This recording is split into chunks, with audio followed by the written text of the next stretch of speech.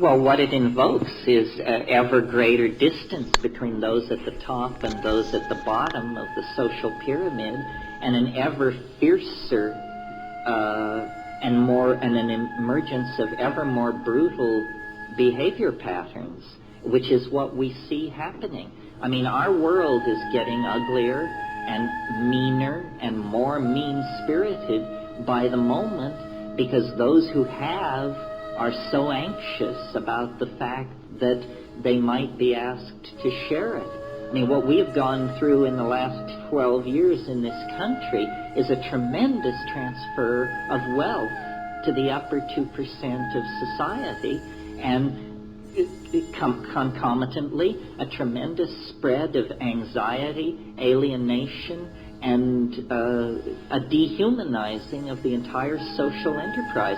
I mean, if we don't get hold of ourselves, the next century, most of the world is going to be a toxic desert, and then here and there will be very well-defended pleasure domes in which a very small number of incredibly wealthy people will live out lives of utterly self-indulgent, hedonistic fantasy in denial of the moral catastrophe that they participated in order to achieve that hedonic state of isolation. I mean, that's clearly happening. Metaphorically, that's what we have already. I mean, not to freak you out, but that's where we're sitting right now, you know? I mean, compared to Bosnia and Haiti and Somalia.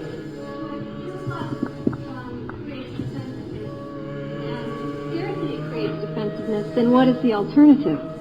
Well, neither create defensiveness except in the presence of the ego.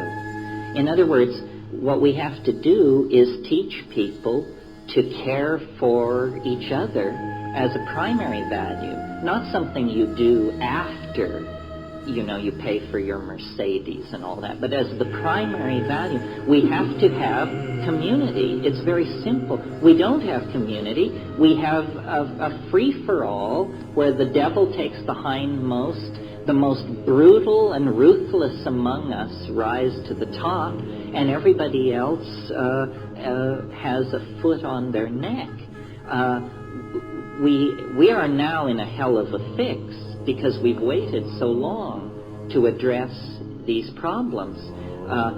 There is not now enough gold, aluminum, iron, so forth in the planet to raise everyone to a middle-class standard as it's enjoyed in Southern California. And yet we have unleashed these expectations in everyone by flagellating people with images of material wealth and comfort.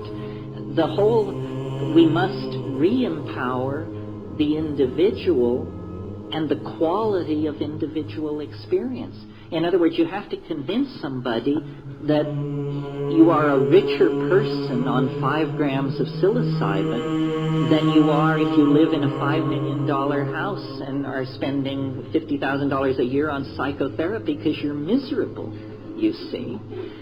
We have allowed ourselves to be tremendously disempowered by allowing our values to shift toward the material domain. You can't take it with you, folks.